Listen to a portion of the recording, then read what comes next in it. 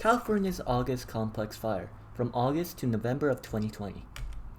Now, the August complex fire is the westernmost fire of 2020 in Northern California, and it burnt over 1 million acres of land. Currently, it holds the record for the largest area burnt in California's history of wildfires.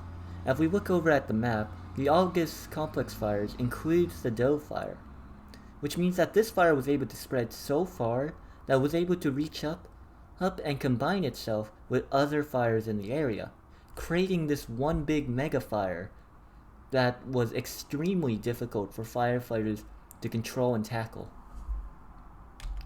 Now, the biosphere is the most noticeable sphere that is heavily impacted by the fires.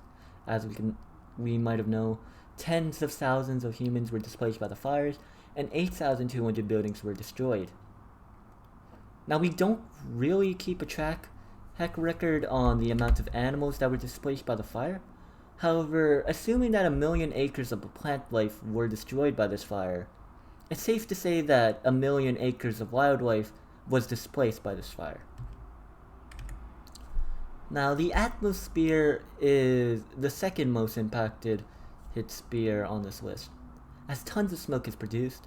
You might have noticed, if you're living in California during these fire seasons, that breathing the air during these times have felt like a bit smoky, and this is extremely unhealthy.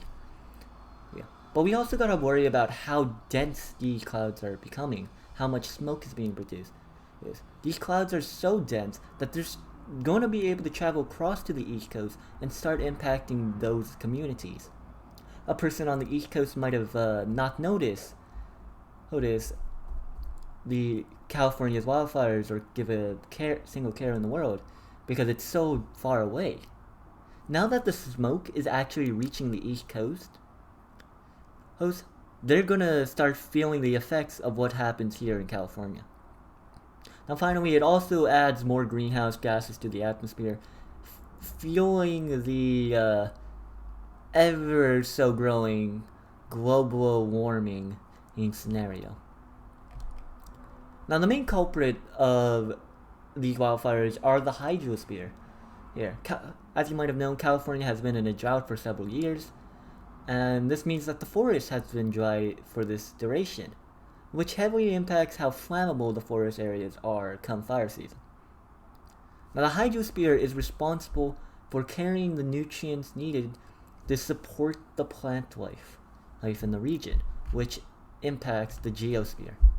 The geosphere needs that nutrients from the hydrosphere in order to recover from the wildfires. If the geosphere does not get this nutrients, then the geosphere will start to die in the area, and this means that the forest might not be able to recover from such a big wildfire. In conclusion, California's wildfires are getting worrying bigger and bigger as the years go on, and we gotta start asking the questions like, will the people and animals be able to go home, or will they forever have to migrate to a new home? Can the smoke clouds that are reaching the East Coast reach Europe at this rate? Africa? Maybe even Asia? Will the forests be able to recover because of the droughts? And how does climate change impact the size of these forest fires, which only grows as climate change has gotten worse over the years? Thank you for watching my presentation.